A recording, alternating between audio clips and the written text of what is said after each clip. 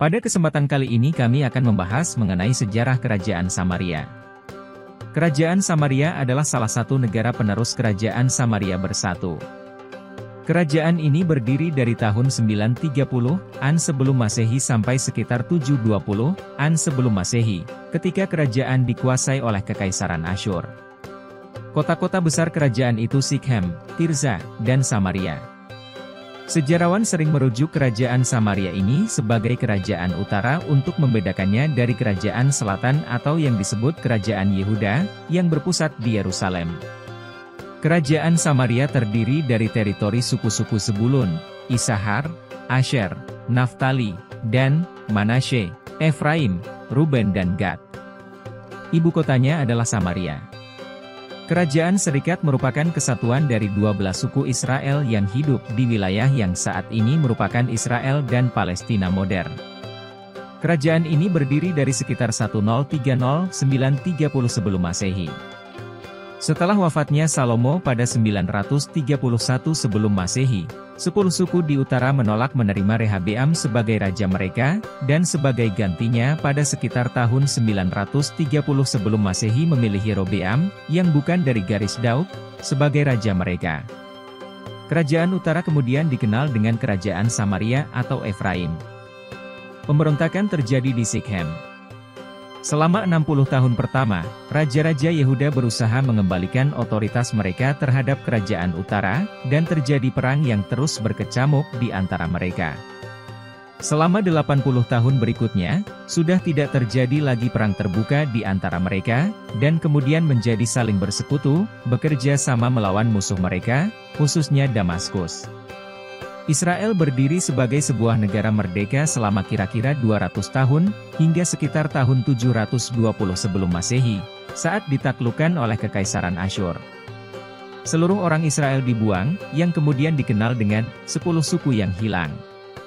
Namun, ada yang memperkirakan hanya 1/5 populasi yang benar-benar dipindahkan dari wilayah mereka selama 2 periode pengasingan di bawah Tiglat-Pileser III dan Sargon II. Banyak orang Israel melarikan diri ke selatan ke Yerusalem, yang menjadi 5 kali lipat lebih luas selama periode ini, sehingga didirikan sebuah tembok baru dan sebuah mata air yang disediakan oleh Raja Hizkia.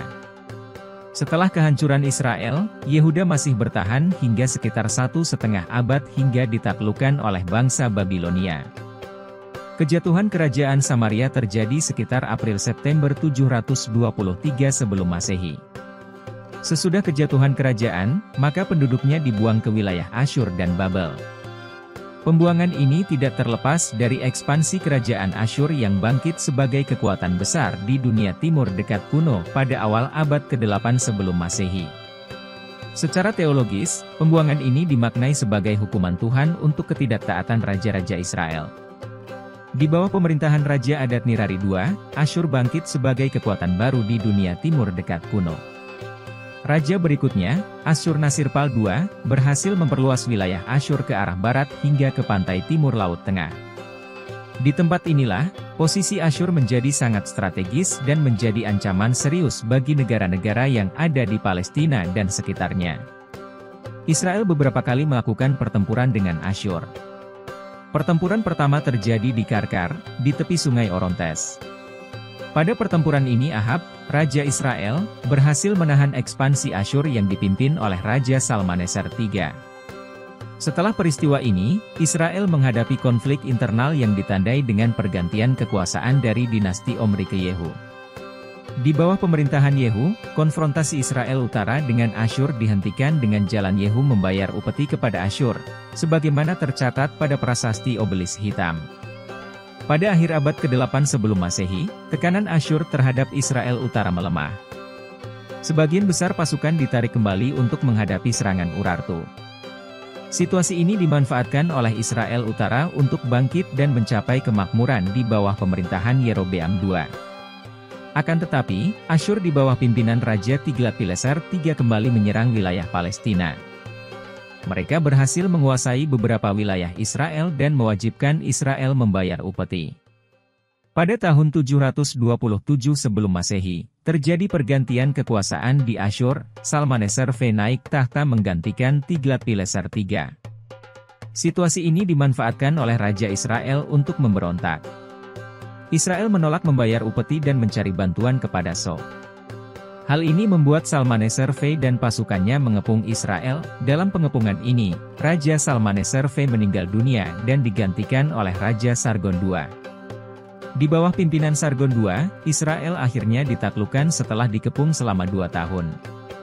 Orang-orang Israel kemudian dibuang ke berbagai wilayah taklukan Asyur, khususnya ke Hala, Gozan, dan kota-kota Madai. Sementara itu, agar Israel tidak kosong, orang-orang dari daerah lain yang ditaklukkan oleh Asyur, seperti dari Babel, Kuta, Awa, Hamat, dan Sewardim ditempatkan di Israel. Taktik pembuangan seperti ini merupakan kebijakan politik Asyur untuk mencegah terjadinya pemberontakan dari bangsa-bangsa yang telah ditaklukkannya. Terima kasih sudah mengikuti video-video kami, jangan lupa share, like dan subscribe agar bisa selalu mengikuti update video dari kami.